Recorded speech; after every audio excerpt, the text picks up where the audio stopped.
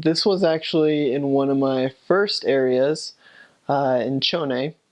I was serving, and this is again one of the cities that floods the most in Ecuador, and kind of a poor area of Ecuador as a city in itself.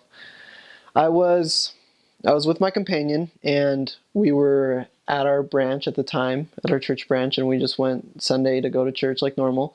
And this Sunday, we were looking to see if there was anybody new at church that was investigating or whatnot. And we noticed that there was a little kid in the front, and his name was Jose. And we asked him, "Hey, are you a member of the church?" He said, "No, but I really like going here, and I want to be baptized." And we said, "Wait, what?" And so uh, we asked the family who this boy was, and they said it was just his neighbor. So I think he was about 13, and I was just kind of astounded that he by himself decided to go to church with this other family. So we said, "Jose, where does your family live? Like, how many brothers and sisters do you have?" And he's like, "Oh, my family lives over here. Like, you guys can come over anytime if you want." And I was just like, this is just too good to be true. He wants to be baptized. He's saying, come over whenever, It didn't seem like it was very difficult. And so we ended up meeting Jose's family a week later. And we met his parents. They were both very nice to us. They didn't like turn us away or anything at first. And we realized that he had about 6 brothers and sisters that were all non-members. So we were like, wow, this is really amazing. And at first his parents just said, "Well, we don't really want to know. We appreciate you guys coming, but it's okay if you teach our son. Like, you can just keep teaching Jose. If he wants to learn, that's totally fine." So we did. We taught Jose. We taught Jose for about a month. He went to church consecutively for this month, and he learned really well. He was a very bright kid. And eventually he made the decision that he wanted to be baptized in the church.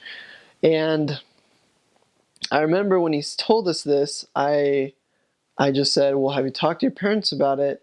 And he said, "Yeah." And they said it's totally fine if it's what I want to do. And so what we did is we said, "Okay, Jose, we're going to go with your parents, and we're just going to make sure that everything's clear, that they understand." And so what we did is we went over, we talked to his parents and his whole family and said, "Hey, will you guys all come to Jose's baptism if he wants to be baptized?" And they said yes. And so this was a really cool experience for me because the kid he brought forth the whole family just to kind of expose them to church. And so after that, we kind of just kept coming over with the family, and the brothers and sisters just kind of motivating everybody to understand what baptism was, because Jose was going to be baptized. And it helped them kind of see, oh, like, that's kind of interesting how you guys are doing it. Why are you guys doing it? Then they just kept asking more and more questions, which helped my companion and I teach them more and more and more without them feeling like the pressure of, this is the first lesson, this is the second lesson, etc. I remember Jose's baptism. It was raining a ton in Ecuador. It was flooding all over the place. I was up to my knees in water.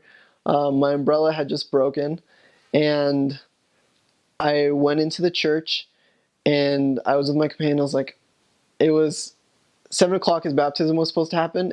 It was 7:30. It was flooding, and I was like, "There's no way." Jose lives like 2 miles away. They have to walk to church every day.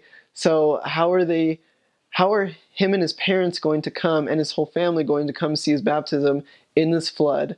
And they were the ones that had this humble home made out of bamboo, and it was lifted high with a bunch of sticks, and all the way under was just mud. So them walking in mud and in flooded waters all the way to the church for him to be baptized was a feat in itself. So I remember going into the church, and I just prayed, and I said, "Heavenly Father, if you want this to happen, and if it's your will, then just let it happen." And I just kind of poured my heart out to the Lord, and I just told him that Jose was doing what he needed to do. He was very worthy and very honorable in all his actions, and he was trying his best. So if it was to happen, then it would happen. Um, I remember coming out of the church and looking at my companion and said, "I think everything's going to be okay. Like, I think so." And I was just looking around waiting for Jose, and then 15 minutes later I see him and his family walking in the flooded waters to the church, and I like was just bawling. I just could not believe it. And like it was amazing. And of course he was a very quirky kid, so he was just like, "Hey, Elder Pieter, like, did you miss me yet?" And I was just like, "Oh my gosh, it was crazy. It was a really cool experience." He was baptized. Everybody had been waiting for him, and he was baptized. He was soaked already from walking in the flood. So I mean, him just being baptized wasn't that bad of another getting soaked, but it was a really cool experience. But after that, what happened was a channel of ton of other experiences. His family saw the baptism, so we kept teaching his family, and one by one, his brothers and sisters kept getting baptized. And it was amazing. I mean, it was really cool. We were able to marry their parents.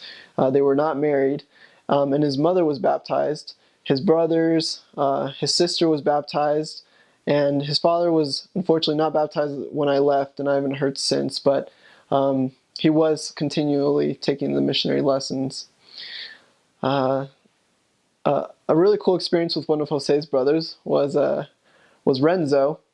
He he would always listen to the discussions from far away, but he would actually never sit on a discussion. So he'd always be like, "Hey, just come listen to us. Like, this is really cool stuff. We'll teach you something about it, and then maybe help you with math or whatever you need." He's like, "No, I don't want to hear it." But I remember one day he was like doing push-ups or something in the house, and I said, "Hey, I think I'm stronger than you." And he's like, "No way, no, you're not." And I'm like, "I think I am." He's like, "No, you're not." And then I said, "I'll arm wrestle you. And if you arm wrestle, and if I win the arm wrestle, then I want you to listen to at least one lesson." He's like, "Oh, this is going to be easy. I'm totally going to be at arm wrestling." And I remember thinking, this was a pretty big guy. And I was like, "There's no way I'm going to win the arm wrestle. There's no way." And so I remember getting at the table, and I just was ready to arm wrestle him. And we were at our position, and I started, and I closed my eyes, and I just went as hard as I could down. And I promise you that I felt someone else's hand like pushing me down, and I actually beat him. And he was like stunned. He was like, "Whoa, how did you do that? How did you beat me in arm wrestling?"